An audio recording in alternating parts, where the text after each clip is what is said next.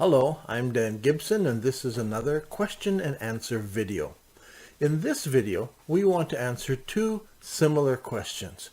First, several people have asked, is the Kaaba building an Indian Shiva temple? And then more specifically, Dr. Ajay Sharma, an associate professor of geography in India, asks, is there any relationship between Nabatean carving and Indian art? Both of these are good questions, and I hope I can answer them successfully. First of all, I don't believe that the Kaaba was ever a Shiva temple. From my research, it seems that the Hindus worshipped Lord Shiva as one of many gods. So some of them have identified things in Islam that are similar to what they see in the worship of Lord Shiva. So let's examine some of these, and I will comment on them. You see, when we consider Petra as the location of the first Kaaba, rather than Mecca in Saudi Arabia, things begin to take on a different perspective. Now, first, these Muslims like the idea that there were 360 idols in the Kaaba. So this makes it seem like a Hindu place to them. Hindus have many gods, and so it seems to be an immediate connection. However, when we are considering pagans everywhere, all of them had many gods. The Greeks, the Romans, even the Vikings. The odd thing about the Kaaba is that all of these gods, nusub is the word that is used here, or sacred items. They're not just idols, they're sacred things that were gathered into one place. Now, that's strange. I mean, these are standing objects, and some of them were pictures, for instance. They're not all standing objects. For instance, there was a picture of Abraham and Ishmael standing together holding divination arrows. Another of these sacred nusub was a picture of Mary holding baby Jesus. Along with this, there was the idol of Hubal and different other idols that were there. Now, in ancient times, each god usually had its own sacred place of worship. You would expect pictures of Mary to be in a church. So how could there be 360 sacred objects all gathered together? Now, one thing we do know about the history of Petra and of the area is that it was prone to earthquakes. It was, and so the Kaaba was a small, low, square structure. It wasn't a flimsy thing. It was a plain structure. It had no decorations on it like Indian things, temples do. And so when the earthquakes happened, structures like churches with their columns, they would sway and come crashing down. Temples with their thin walls would tend to come crashing down. So after the earthquake, the Islamic records tell us that people digging through the rubble, they found sacred items. And it would be natural for them to gather these items into a large open courtyard, and that was the one around the Kaaba. There it would be safe from things, rocks, and from things from the mountains falling on to that area. So in Petra, it's not too odd that 360 sacred items, including paintings of Jesus, his mother, and Abraham and so forth, would find their way into the open area near the Kaaba. Second, these Hindus claim that the black stone is actually a Shiva object of worship placed in a silver holder. This is a bit more embarrassing to talk about because one of the symbols of Shiva is known as the Shiva Linga. This was made of two parts. The lower part represented a woman's reproductive parts, and the tall stone in the middle represents a male reproductive organ. Shiva teaching focuses on the union and the experience of this act. The worshippers of Shiva pour oil or milk or other liquids over this representation of their god. So when the pagan Hindus hear of a black stone in a silver holder, they think of a Shiva Linga, the silver holder representing the female and the black rock representing the male. And when they see a rounded dome-shaped Betel carved in the side of the mountain, they think of a Shiva Linga. Even though the black rock and the block gods in Petra and these carvings have nothing to do with Shiva. Another symbol associated with Shiva is the crescent-shaped moon in the hair of their idol. So whenever they see a crescent shaped moon there, they think of Lord Shiva. But the crescent shape goes far back into history. Long before Muhammad, records show that the crescent symbol was used by the Midianites as far back as the time of Gideon, hundreds of years before even David and Solomon. In fact, the crescent symbol can be found all over the world.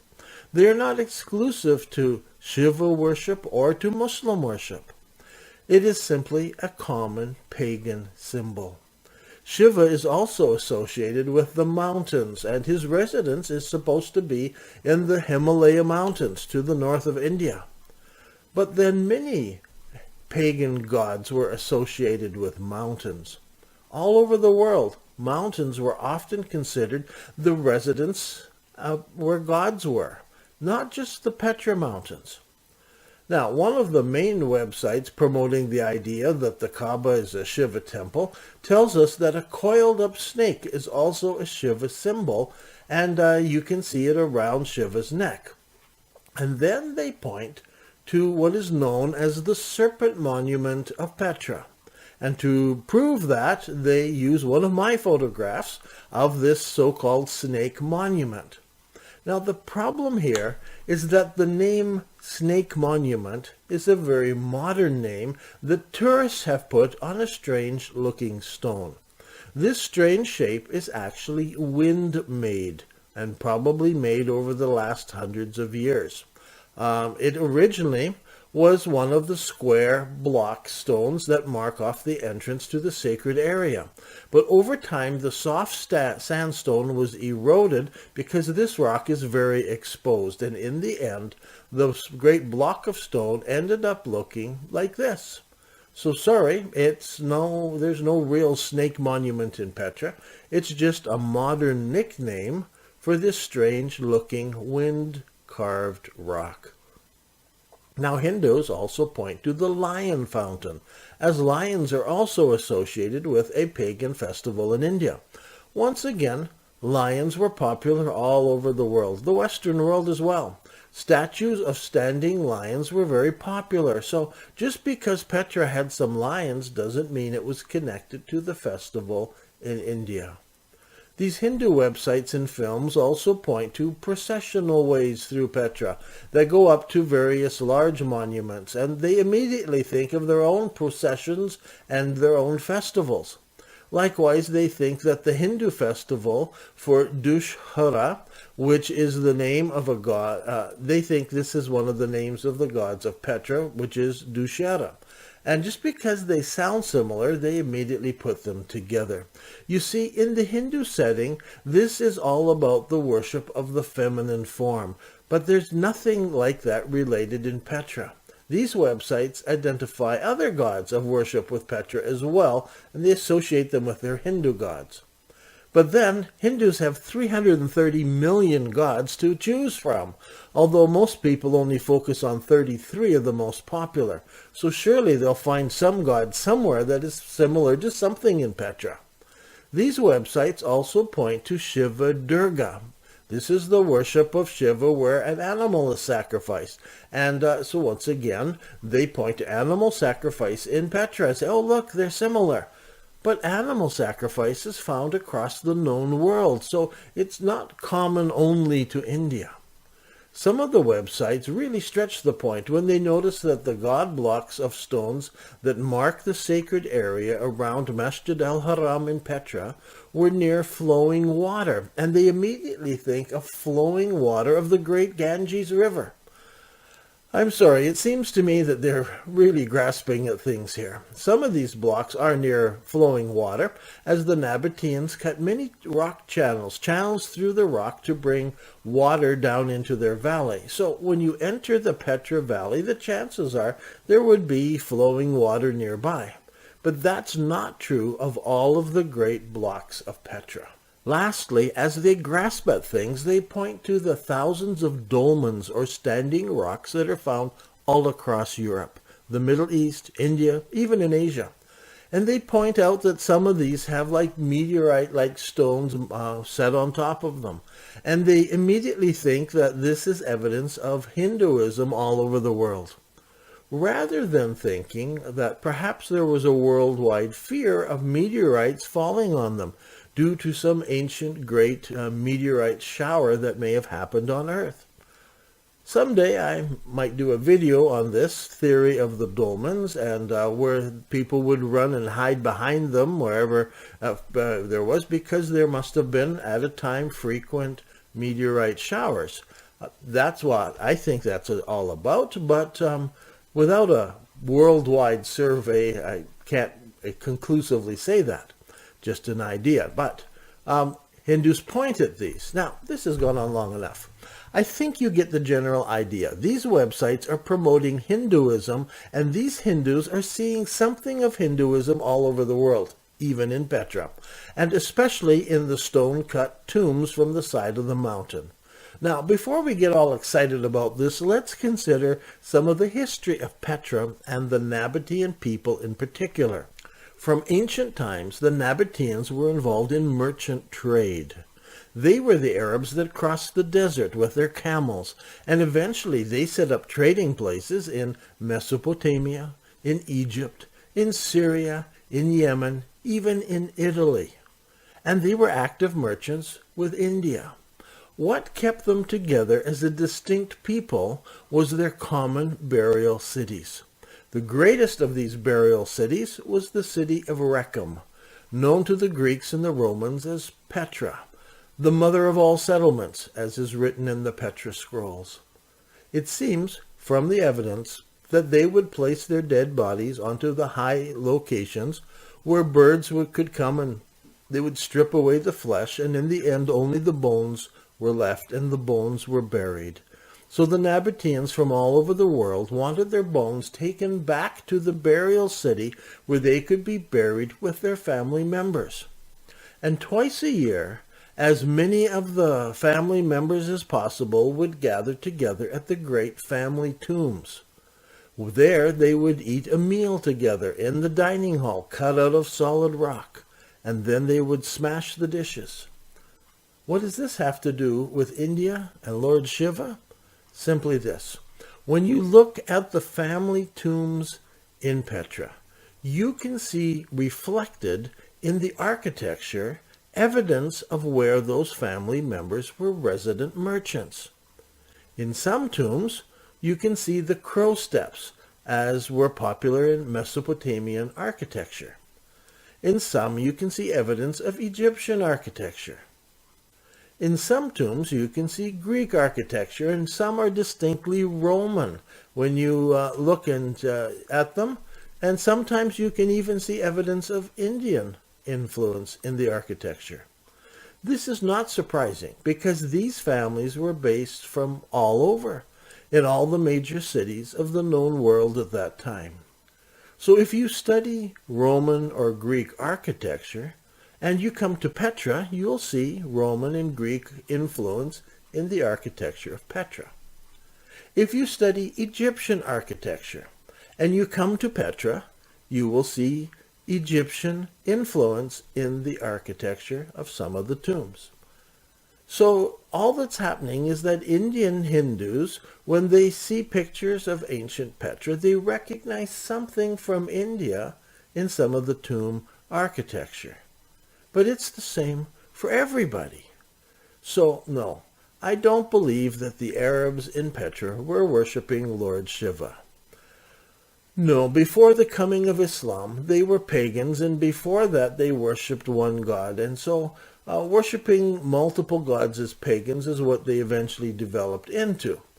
And so pagans in other countries can see and recognize pagan worship in Petra. As far as architecture is concerned, as Dr. Ajay Sharma has asked, yes, there is some Indian influence on some tombs, but not in any major way. The Egyptians built tombs, the Babylonians built tombs, the Indians built tombs, and so in Petra the Nabateans built tombs. But the Nabateans did not have their own architectural style. Their tombs reflect architectural influence from different places all over the world. Now, having said all this, I want to add something more.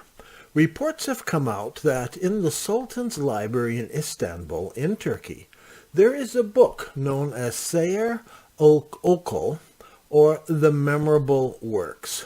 That book refers to a disc that supposedly used to hang in the Kaaba. On the disc were the following words: "Fortunate are those who were born during King Vikram's reign. He was a noble, generous, dutiful ruler, devoted to the welfare of his subjects. But at that time, we Arabs, oblivious of God, were lost in sensual pleasures. Plotting and torture were rampant. The darkness of ignorance had enveloped our country. Like a lamb struggling for her life in the cruel paws of a wolf, we Arabs were caught up in ignorance. The entire country was enveloped in a darkness so intense as on a new moon night. But the present dawn and pleasant sunshine of education is the result of the favor of the noble King Vikram, whose benevolent supervision did not lose sight of us, foreigners as we were. He spread his sacred religion amongst us and sent scholars whose brilliance shone like that of the sun from his country to ours.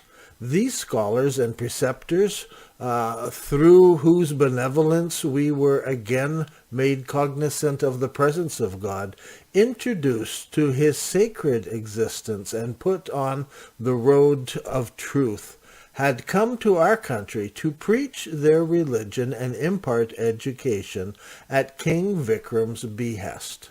Now that, supposedly, is a quote from the book and is speaking about pre-Islamic times. This book also claims that Muhammad's birth was in 552, earlier than what Muslim historians claim, and that he was not born in Mecca in Arabia, but many miles further north. The book also is supposed to claim that classical Arabic was developed not in Saudi, but in the Levant. All of this is claimed in this book, which has never been translated. In fact, I've never seen this book. I don't know of any scholar who's actually seen the book, so maybe it doesn't even exist, but lots of people on the internet are talking about it. So if this book actually exists, and if it does include reference to an Indian king sending scholars and missionaries to the pagans of Arabia before the coming of Muhammad, this could be a link between the Indian religions and the pagan practice that was in place in the years before Muhammad. Again and again, I stress if this book can be found, it may explain some of these practices that were common in early Arabia. For instance, Hindus circle around their holy objects. Hindus shave their heads and their beards, and they wear a special sacred cloth, one around the waist and the other over the shoulder. This is found in India, and it's similar to the rites of the Muslim Hajj that come down to us from pre-Islamic times. So while I doubt that the Kaaba was a Shiva temple in any way, there does seem to be connections between pre-Islamic pagan practices and the pagan rites that are found in India. Now, this is an area that I think needs further research, and I would think it would make a suitable topic for someone's PhD thesis. You see, research has been done around the Jewish connection with Islam, and research has been done around the Aramaic connection with Islam, but no one has yet done a good academic study of Hindu practices and Hindu connection, and how this might have influenced worship during the early years of Islam. It's kind of similar to Nabatean architecture, which shows influence from many different countries and many different places in the world. Perhaps the same applies to their religious forms of worship, and perhaps they gleaned different things from many corners of the world. This might explain something that has puzzled me for many years. In Arabic, the name for Jesus is Yeshua. Much like the Jewish name Yeshua. But in the Quran, Jesus is known as Isa ibn Maryam, or Isa al-Masih. This word, Isa, is not an Arabic word, but it's very close to this word in Sanskrit, Isa, which means Lord. If this is true, then Isa al-Masih is a title, not a name, and it would explain the origins of the word Isa in the Quran. So please, somebody needs to take this up, but it needs to be worked on in Arabic and in Turkish and in Sanskrit. And I'm too old to take on more languages, so I do trust that someone will find this a topic worthy of being their thesis and will do all the research and pull all this material out. I'm Dan Gibson, and this has been another question and answer video.